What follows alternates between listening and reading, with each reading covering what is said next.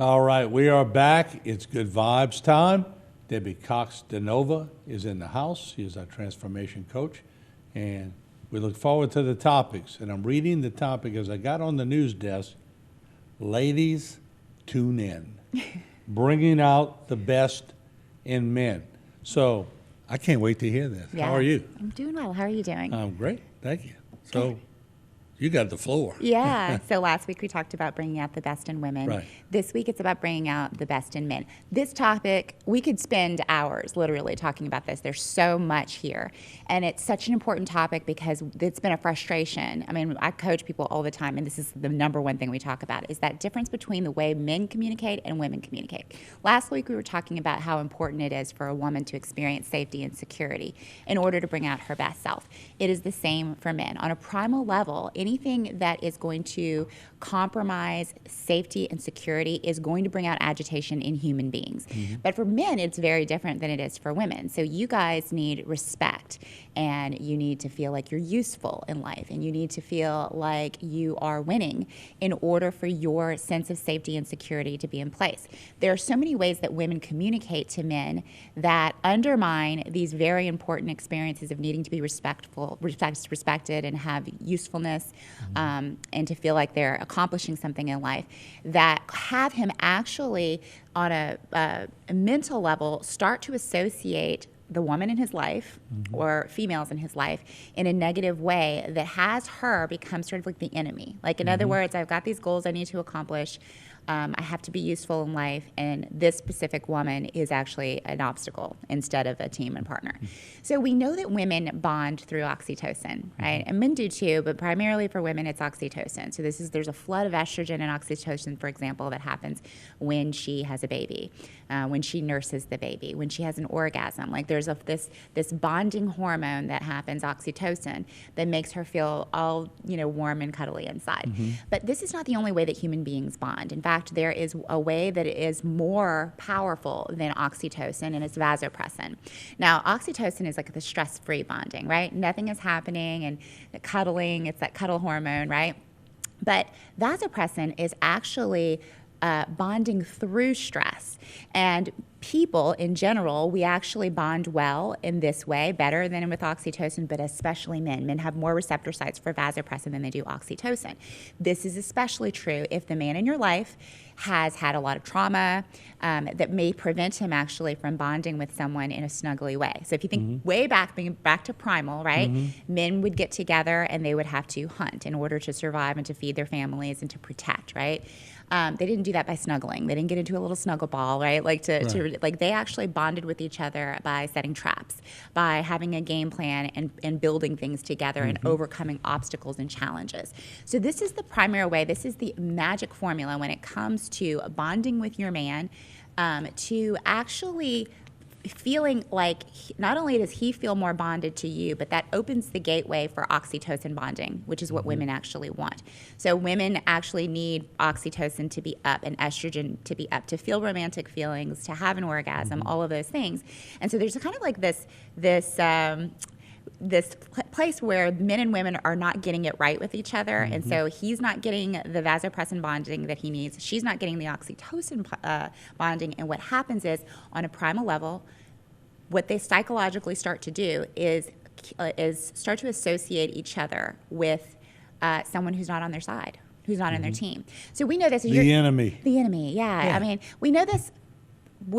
If we own a company, right, we know that team building is a really important thing to get a cohesion amongst the people. And so think about this: if you're a woman and you feel either that you're not bonded with your man or that it's become boring, right? You kind of hit a place where you still love him, he still loves you, but there's some boring element there. But y'all not chasing each other around the house. Right, exactly. And the key to this is actually introducing a little bit of stress and actually bonding through stress and creating a vasopressin bond.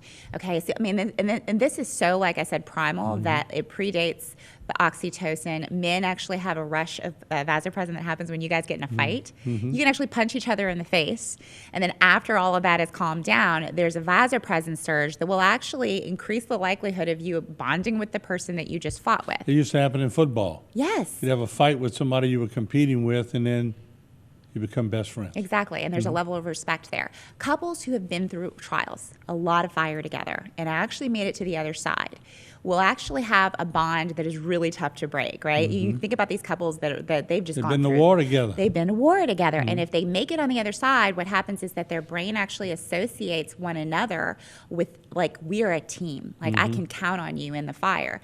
And then on the other side, it's very difficult to break them up. Whereas trials will either break you up or pull you together, right? If there's a failed vasopressin bonding that happens through the trials, that's where things fall apart. So if there's stress that's increased, and the thing that women need to really understand, and men need to understand, is that women actually bond better typically when it is stress-free. Right? So she associates stress with something very negative, whereas with men, it's like the bonding through stress is actually something that gets him more engaged. The vasopressin is associated with survival, and they have shown that it will actually increase the likelihood that he will want to bond with her in other ways that are more fulfilling for her. You're right. I've seen couples that didn't always agree in the beginning, but when they got towards the end of their lives together, or even in the middle, don't mess with the guy. That woman will jump in and tear you apart, Yeah. or vice versa. Yeah.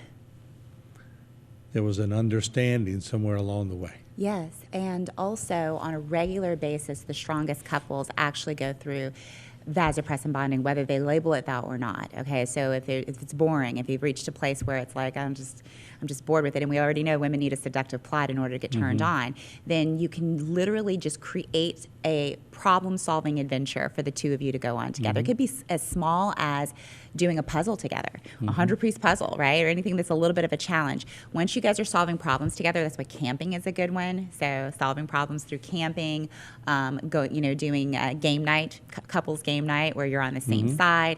Whenever you are going through and actually solving problems together, vasopressin bonding happens.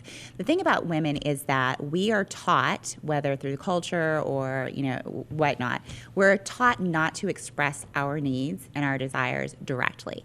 We go around, there's subtle things. We expect men to read our minds because in women's worlds, we kind of do read each other a lot. We're looking and, what's wrong with you? No, something's wrong, right? We'll do that with each other. So we kind of expect that from men as well, and this is the problem, is that men are not mind readers, and you're not built to read us the way that women are built to read us. So it creates a great deal of frustration in women, which causes them to act out in very subtle ways. Now, from a man's perspective, it's important to note, and this is a really good women, this is the very good news. Men actually are designed to want to make us happy, to serve, to protect, to provide for. If you're not creating a good space for that to happen, if you are undermining and undercutting all the vasopressin bonding because you are not stating your needs, he doesn't really know how to win the game. He's like, something's wrong with her, but I'm not really sure what it is. You're actually doing the opposite. So you're going back to creating an experience for him that in terms of his goals, his life goals, the things that he's trying to accomplish, you are actually an obstacle instead of somebody who is on his team. Really, really important to fix that if that's what's already going on, because that leads to contempt, which we already know erodes relationships and marriages. Contempt is a killer. It's a killer of relationships. It really is. So if you're feeling resentment on the inside, it's time to have a direct conversation about solutions. How can he come to the table to help things feel better? Now, coming to the table and talking about how you feel, and this is what women do, is like, I feel this and that, can be an irritant to men because feelings don't always match what's actually happening, right? So being able to list out what actually needs to change and shift in your world and to ask for his help is really, really powerful. But it's important to do that while allowing him the freedom to decide for himself what he's going to do. Because another thing that women do when they're feeling their needs are not met is to use control and manipulation tactics through language to get him to do exactly what she wants. And he can feel that. And the problem is with that doesn't inspire him to devote to you and want to serve you. It actually creates almost like this mother-teenager kind of experience where he wants to rebel and push against. He doesn't want to be controlled. It's just in a natural, again, he's designed to protect and provide and to lead. And you using control and manipulation tactics is kind of like you saying that you're taking on that role, but just in a covert way, but he can still feel it. But in its own way, herein lies the problem. In the days of Leave It to Beaver, Ward came in, ran the household, and the mom, Miss Cleaver, said they took care of everything, and she was the prototype woman in those days, Right. or stereotyped woman. Yeah. Things evolved. Yes. Women started working. Women started doing more of the money, financial things, this Yeah. and that. So all of a sudden, the man's going, well, what the hell's my role? Yeah. Yeah, and he feels not needed. And again, this goes back to it's actually primarily an attack on his manhood, his survival, and his safety.